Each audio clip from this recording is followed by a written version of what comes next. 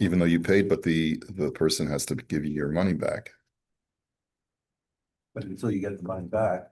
It still isn't yours, yeah. So it's considered not yours until then. Yeah, Because the fact that you've already made up in your mind. That that's you're right. it back. Mm-hmm. You have no idea how many It's things. How about people like oh, it gets worse. People will buy something, let's say a big screen TV for the Super Bowl. we talked all about that yesterday. This goes on all the time. And talk about in certain Orthodox Jewish places in the summer, they'll buy air conditioning units and then return it at the end of the summer, which is just gross. I mean, it's really Geneva. And they say it doesn't work. It does work. Yeah. Yeah. Okay. You won't listen to cat skills. It's okay. Okay. Now, so yesterday he brought all the sources for this. Good morning, Rabbi. Can you share the screen, please? Yeah, sharing the screen. Thanks, Shmuel. Thank you very much. Okay, there we go. So, imhuzal hamekach b'intayim. Let's say the value of the appliance depreciates by the time you want to return it. Ba'ayin b'sma sham. He quotes the Sma, Va'al ma shenifsak b'shulchan nimsa mum b'mekach, amrinan shahalokeach yochel levatel hamekach, that if you find a defect in the purchase item, then the buyer can nullify the sale. Yesh la'ayin, ha'im dinze afim huzal hamekach bintayim. So is this true even if the product depreciates? O imatzi toin hamocher,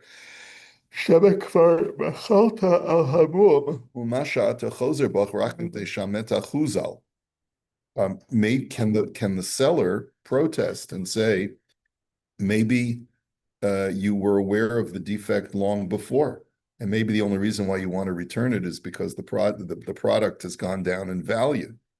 Shuv ra'isi shaman b'zeh b'sefer kasnas yosef v'rot salomer shahalokeach chozer kishanim sahamum. He says, and he says that the buyer can nullify the sale when he discovers the defect, even if the price or the value of the product has depreciated in the interim.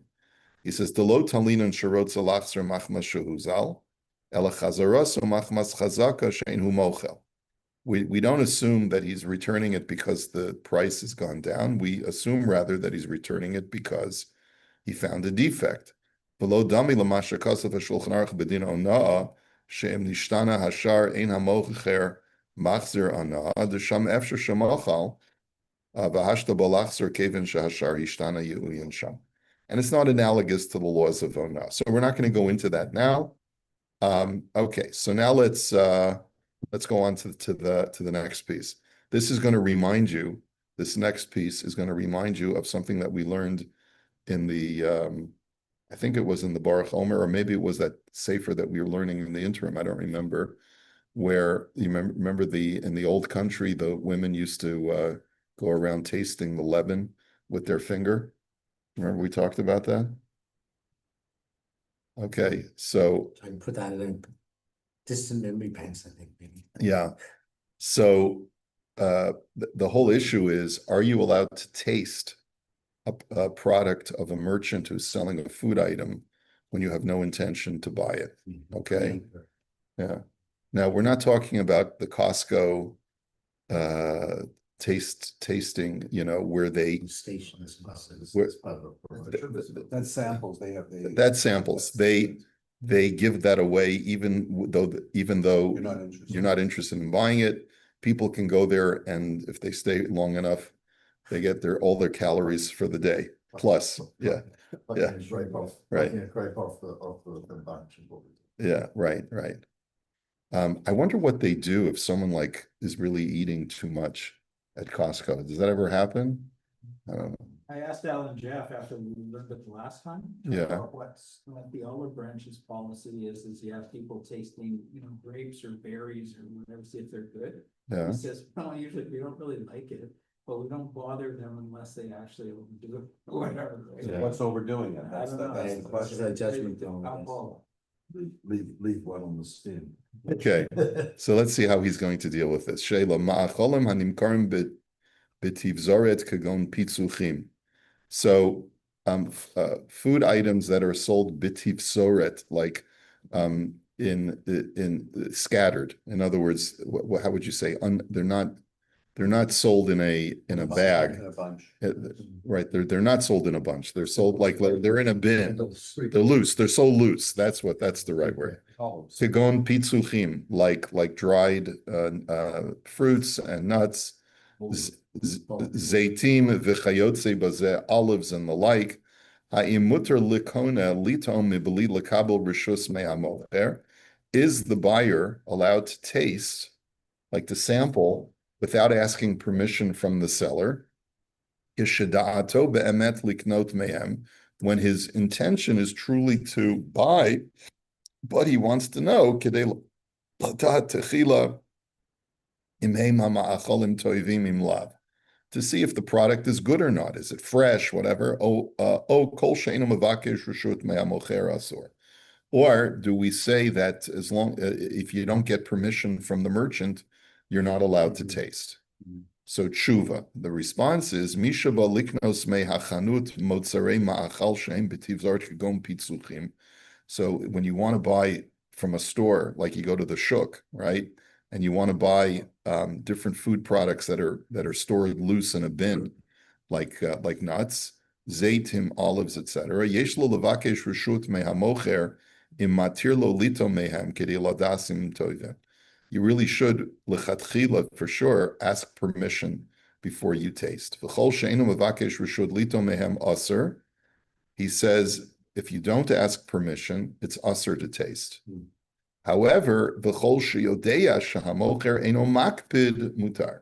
But if you know that the seller doesn't mind, you've seen him give permission, and like that's part of his shtick, is that he'll say, Tom, taste it, kach, right? So if you know that that's his shtick as a selling tool, then you'd be allowed to. But if you don't know, it's your first time at this particular place, you have to ask permission. If,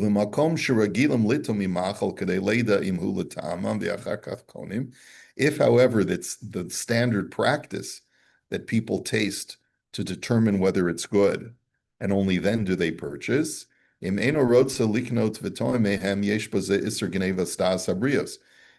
only taste if your intention is to purchase. If you have no intention of purchasing, like we saw this before, then there's a geneva stas, there's a deception here, the gam gezel biyada, an actual gezel. So there's two violations. One is you're deceptive because you're giving the impression that you have the intention of buying, and number two, you're actually stealing. Mishum she'ein hamocher maskim she'itamu rak lemisha be'emes rotza liknos, because the seller really only wants to offer a taste to people who hopefully will buy from him. Aval mi she'eino rotza liknos ein hamocher mochel kol she'eino rotza liknos mischorasa. But if a person has no intention of buying, he doesn't have a penny on him, he left his wallet at home, then certainly the merchant is not willing to forgive any of his merchandise for pesky tasters. Okay. What is the problem with deception? What is the Avero? What is it? Geneva is a form of Geneva. stas? So Geneva stas. It's a form of It's Geneva. like just going to a store and asking for help or whatever with no intention of, even if you don't take anything. Correct. Well, we've talked about this in the past about people who have no intention of buying from a retailer because they're going to be ordering it online, and they want to be able to see the product in person. The only time you're allowed to do that is if you say to yourself, maybe I can just buy it for the same price here and take it home with me today instead of waiting for it to arrive at my doorstep. But if it's clear that you have no intention whatsoever of purchasing from the retailer, then you're not halachically permitted to even walk in the store unless the merchant is aware of your intention. We can So, so walk what in and about, sit. so what about if you go into a store and with the intention to buy, and for whatever reason, you start looking on the internet to find the same product? Yes, You take it up to the counter and say, I can buy it for this here, $1, but I can buy it on the internet for 50 cents, would match the. That's would flip, match they the do that, price, that's the and- flip That's thing. okay. And they say no. fine. So, There's okay. nothing wrong with that. If you had And then you buy it- intention, and you then would have buy it- bought from then them. you buy And it- then you buy it online. I've done that. There's no- I mean, I saw a pair of shoes, That's that's Yeah. what happened. right, and I saw what it was selling for. Then I looked it up online, and I realized it's like $100 cheaper on Amazon. So I said, forget this. I'm not buying from these people. But like I couldn't even ask them in good conscience to match the price. It was such a differential. Yeah. Well, one thing that happens to me somewhat, a real life situation, so, sometimes some private individuals who are friends or people I know, what they end up doing sometimes, and I'm totally against this, and I almost don't let them come in, is they go to a store, they try on a dress, let's say, and they see what they like or the size, and they come to me, because they know me. Because they don't want to buy and retail. they don't want to buy retail or whatever, and I actually ask them before they come to food, because I don't want to take from my retail, so now that they do it, but if it's somebody's close friend, I'm not gonna say, no, you can't come in. So am I in somewhat liable because I'm allowing them now to come in and buy from me when they wasted the time of the retailer? And they're your So am I, retailer. You're like, selling to connected this to retailer. that somehow, Because because, you're selling to this retailer, so no, I'm selling to this so you're kind of retailer. undercutting the And now they're retailer. coming in and buying from me. Oh, so they're actually trying on a dress that you've manufactured at the retailer. One of our dresses. Yeah, it doesn't sound You're too kind of kosher. undercutting your retailer. So I should stay away from those and try to just say, I'm sorry, you can't come in now, right? Well, I don't, They tell you halachically, this, they tell you that they tried it on or they liked it at the store you sell in. Well, sometimes they try it on, then they find out because there's a connection to me, and then they can come into me, you know? So it's not, you know, yeah. There's different scenarios. So see your label, I guess. But the question really is. my I think liability. it's one thing if they see a dress that's pretty and then they see the label and they see it's yours, then they shouldn't try it on at that point. But there's nothing wrong with them coming to you afterwards. This is wrong. I saw your product. It looks wonderful. Can you give me a special price? There's nothing wrong with doing that. But I would tell them, as long as you don't try it on, I'm okay. If you see Yeah. something that's Or you can fine. worse get the assistance of the Yeah, retailer. right. Right, you do have a business decision as to whether you're going to support your retailer. Well, So that's a separate thing. I'm Yeah, just yeah, yeah. logically here, do I have liability here a little? I don't bit? think, I don't know, I wouldn't go as far as to say you have a liability, but it's certainly, Is it any different? you from should buying- advise your friends, listen, do me a favor. I don't want there to be any Geneva stas, any deception on your part because of my product. Especially if the owner of the store is Jewish. Yeah, Yeah. yeah, or, Yeah, which happens, but- yeah. yeah, but even if not, right? Say, listen, if you happen to see something that's mine at a store, at a boutique, whatever it is, don't try it on. Just take a picture of it, tell me you like it, and then we'll arrange for you to come in for a private fitting. You're still using their stuff though as their store as an opportunity to come back. Even though you're not. trying Not it on. necessarily. It's not going as far, maybe. Not necessarily because it depends on how this is set up. If a woman, happens to go to a store and they by chance see one of Ron's dresses, they're not doing anything wrong by taking a photo, sending it to Ron and saying, hey, Ron, can I There was no come? intention Yeah, prior to that. Right, there was no intention prior to that. Very good for people that want to go and look at shoes and then seeing on the internet that they're $100 cheaper. Buying them on the internet because it's going to save them money. Yeah. I mean, if you have a connection, if Ron's happy to do it. I mean, whether you see it on the internet or whether you go and know the person. Is it because you're competing now with that store? Is that the? Yeah, I mean, No, I don't. It's sort of about from, I don't even think, I don't think that there's an ethical problem of competing with the store because Oh, the his, stores get very upset. Well, If I allow a private customer to come in, they're very sensitive to that. They don't want. I know, but your friend base is so much smaller than their customer base. So here's another one. Otherwise, they're not much of a retail. I sell all these chains, they sell these stores, and then I also have from our company, our own private website that we sell to the public. That the retailers who I sell to don't know that this is my website. I am technically competing with all the people. Well, you're not, are you giving them an exclusive on the product? No. No. You don't, if you were to say to them, you have the exclusive on this line, then you would be doing something deceptive. That would be illegal, right? But as long as you're not representing yourself as an exclusive, you can do whatever you want. And mostly, I know when I'm dealing with manufacturers who have multiple sellers, I know who those sellers are. So we know roughly where your prices sit, and I'm sure they've done, even though it's not your name, whoever the retailers will know that website is there. And Right, what you because sell, it's not the the same product, you just see it, right? Yeah. Okay, so he brings the sources for this.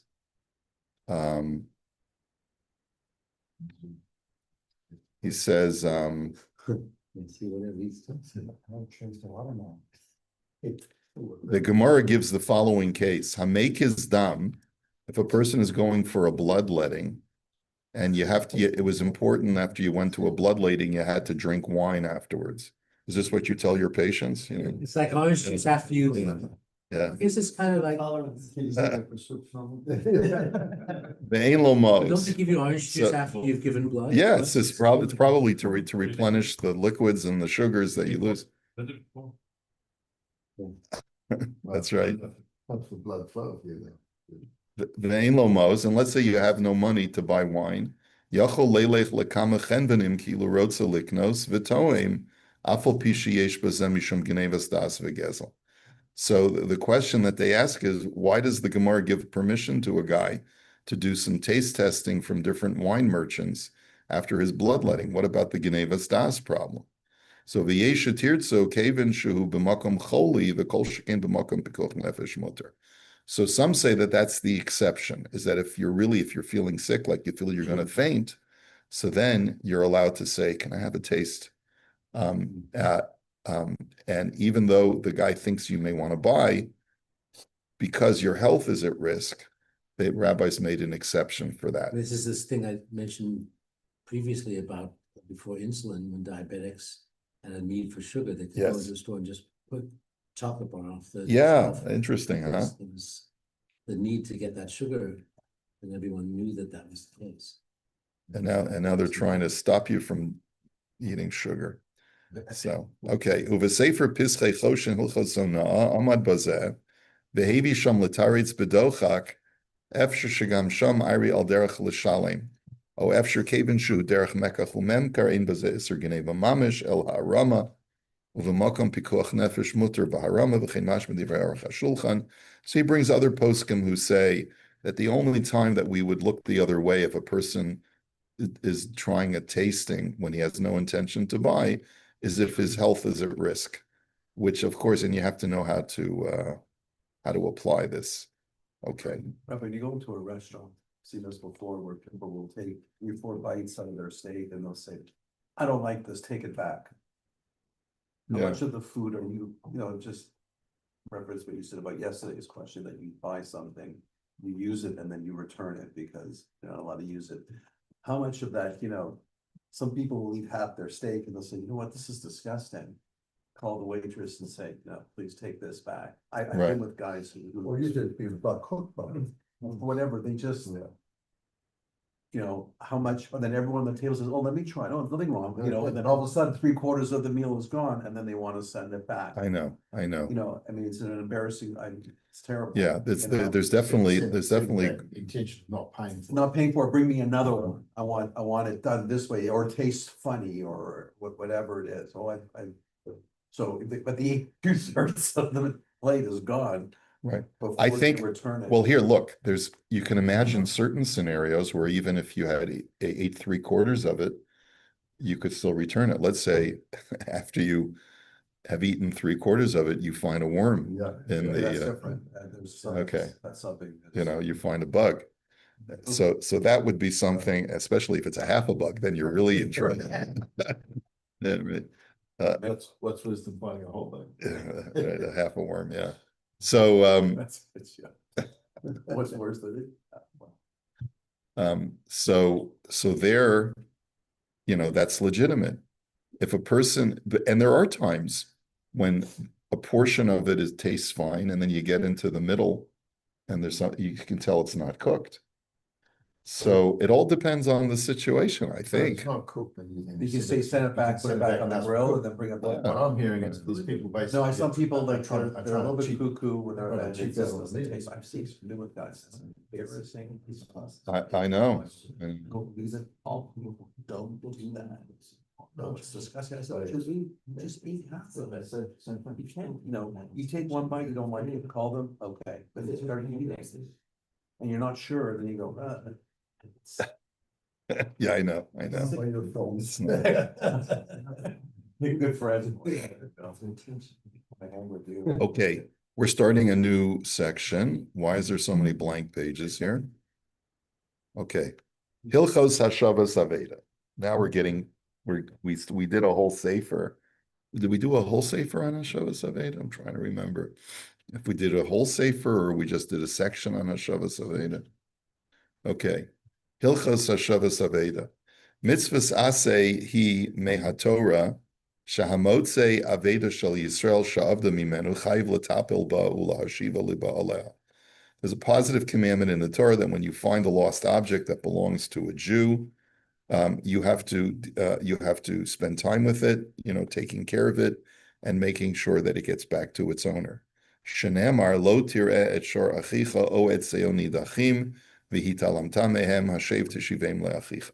As the Torah says, you may not see the ox of your brother or his sheep nidachim, lost or straying, and conceal your eyes, but rather you must return it to your brother.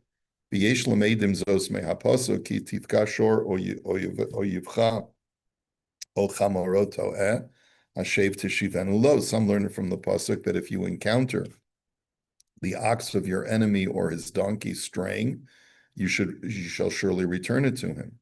Umitzvazu shall hashavas aveda liba aleha nimnes ke'echas mitarig hamitzvos shenitzlavinu bahem. It's one of the 613 commandments. Wait, that is supposed to be Yisrael. Yeah, yeah, interesting, huh? Hilchos hashavas aveda piskei dinim. So let's look at first some of the psak halacha. Midin Torah. Kol haroa avedas Yisrael, umit'ale mimena umenicha kamo shehu v'lo machzira liba aleha, over be'isr lo saseh. Right, from the Torah perspective, if you see something that a Jew has lost and you try to conceal yourself from it, and you just leave it without trying to return it to its owner, you're in violation of the mitzvah lo saseh. Shenemar lo sireh es shor achicha v'yisalam tamehem. As the Torah says, you may not see the ox of your brother and hide your eyes. And then if you pick it up and then you run out of, you just run out of inspiration and you just never bother returning it, you're over a mitzvah aseh, v'avral shnei lavim, and you violate two negative commandments. Alo sucha li salem, v'alav lo tigzol. You violate, you may not hide your eyes, and you also violate, you may not steal. Because once you pick it up, you become responsible to get it back to the owner, and if you don't, you're stealing. Now, shir hari'iyah shel ha'aveda shechayv l'tapel bo l'shiv liba'aleha. He says, how much do you have to see of the lost item before you become liable? Hainu kol sheyesh beino levein ha'aveda shir merchak shel ris. He says, as long as there's less than a ris between you and the lost object, which according to Rav Chaim Noah is 128 meters. In other words, if it's farther away than 128 meters, how much is 128 meters? That's a lot. That's pretty far. No, it's not. It's like a block, Oh, yeah. maybe. Every meter is 3 feet. Yeah. 20 is 36, it's like 360 feet, it's a distance. Well, it's maybe like a block, you know, a standard street block, okay? Ulashita Chazonish Zemeya Chamishim V'Shalosh Metrim B'Shisha centimeters, and according to the Chazonish, it's 153 meters. Now, Im Yesh Lachush, so as long as it's within that proximity to you, you have an obligation to now, I guess, engage with that lost item and return it. So if it's 200 meters, and you know clearly what it is, you're not mechuyev. Like, why isn't it about recognition as opposed to distance? I guess there's also the issue of how much do you have to Go out burden of your yourself to go out of your way? Yeah, It makes it clear from the pasuk that you have to do it if you recognize it. What's the difference? You know, if you recognize Yeah. it, don't hide yourself. Yeah, but maybe I find that maybe right. that distance you think it is, but I mean, 153 meters, that's what's a football field? Isn't the size of the object? It's more, yeah. It's more than a football field, right? A football field's about 110. Football is 100. 110 yards. Well, so a yard is close to a meter. It's 100 yards, A yard is so a almost- meter is a little bit bigger. Right. So 3 inches. no, a meter and a yard are approximately Yeah, the approximately same. the same. I mean, a yard and a meter are 3 inches. Have a look. One will be 36, one will be 39. So yeah, football field is 300 feet. It's I'm sorry, yeah, 300 feet, which is about so it's 100 meters. So it's about halfway. Sorry, 300 feet. Yeah, 100 feet or a meter. It's a football field. So it's a football field and a half. Yes. 110 yards is 100 meters. Yeah. It's 420 feet. How many centimeters? Thank you, Wayne. How How many inches is inches? that, Wayne? A voice from heaven. Yeah. Okay. All right. So 150 meters is a football field and a half. So if somebody lost their car, you'll recognize it. from Yeah, where the it car is. you would, Or but a if person somebody or a probably dog, lost their wallet, wouldn't see it. you wouldn't see it, so then you're not mechuyev. Now, im yesh lachush l'ramoim b'hashavas aveda, do you have to worry about deceptive people when you're returning lost items? Barishona kol mi shava lo aveda uba b'nasan simanim machzirim lo osa. Originally, anytime a person lost an item, as long as someone came forward and provided the signs of, you know, this is what it looks like, it has a distinctive mark on this corner, whatever it is, you would give it back to the person. Ela im kein huchzak ramai, unless the person was a known trickster. Misharabu haramoyim hiskinu habestin shiu omrim lo have edim she'ena ramai v'tul esa aveda. But once there, at one point in history, the rabbis in the times of the Talmud noted that people were being deceptive, and this was a common practice to be deceptive.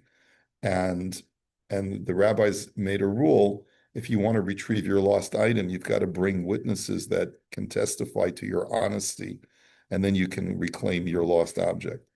V'zosi das Morana Shulchan Aruch, and that's actually the opinion of the Shulchan Aruch. Shalom machzirim es ha'aveda listam b'nei adam, ela ad shiyavi ha'ma'abed edim she'eno ramai.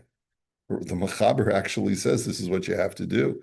Like if a guy comes on my doorstep because I put up the post in the base medrash that I found a wad of cash, and I'm going to ask him, you know, to provide a siman. How many bills? How much was it? What color was the rubber band or whatever, right? So the Mechaber says the guy also has to bring witnesses that he's a straight shooter. Uladas harama im nosin siman mufak machzirin afilu bizman hazeh ve'ein sarch lahavi edim she'eno ramai. But the Rama is more lenient, and he says as long as the guy gives an ironclad identification of the item to demonstrate that he really does know what it looked like, then we don't have to be choshesh for a ramai, for a trickster or a deceptive person, and you can just give it to him. I noticed over Shabbos that our Gabbai, I have to speak to the Gabbai because he announced something and then he gave all the simanim for it when he announced it, because he's a very trusting person. I have to tell him in the future he shouldn't do that. Okay, now Oh, Kriyas moda'as shel Shabbos aveda b'Shabbos. Are you allowed to look at the bulletin board on Shabbos to see who's lost something? Is that permitted on Shabbos? So yesh hasovrim shemurta lihistakel b'moda'ot shel haShabbos aveda b'Shabbos kishetelosam be'erev Shabbos or b'meshach hashavua. That some say that it's okay to look at the announcements of people who have or people who are posting that they found something. You're allowed to look at that even on Shabbos as long as they posted it before. If you want to verify if the item that was found belongs to you.